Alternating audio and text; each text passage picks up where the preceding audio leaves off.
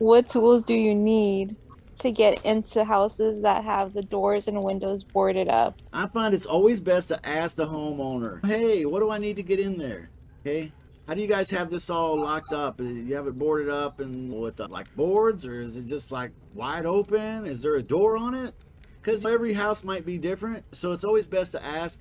But typically, I find that when a house is boarded up, you're going to have a screw gun. Do not take a screwdriver.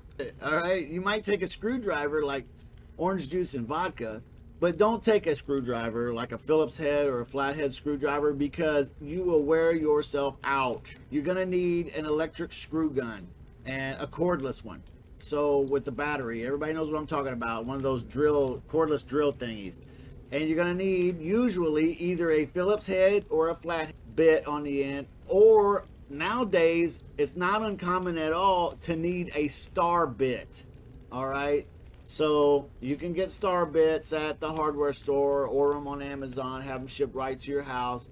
But usually it's either a Phillips head, a flathead, or it's a star bit. And that's why it's also important to ask the homeowner, because unless you got all that ready to go, you might not have a star bit. When they say star key, star bit, and they call it that because Google it, but it looks just like a star. I Like, thought this question was going to be a ha-ha type question, but no, you really do have to open them like that sometimes.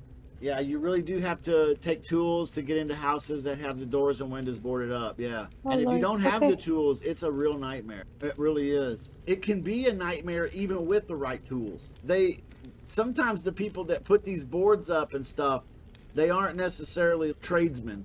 Also, a word of caution, be careful. Just be careful screwing around with all that stuff. You get over there, you think, oh, it ain't no big deal to take a screw gun and just take this board off of a window or a door. Not a big deal. Yeah, but sometimes that stuff's heavy. And you got to hold it and unscrew it or screw it and hold it and all at the same time and all that. Man, it can be challenging. It sounds like a real simple question and like almost like a no doy kind of answer. But really, that's a great question. There's a lot to that maybe that people don't realize on the surface.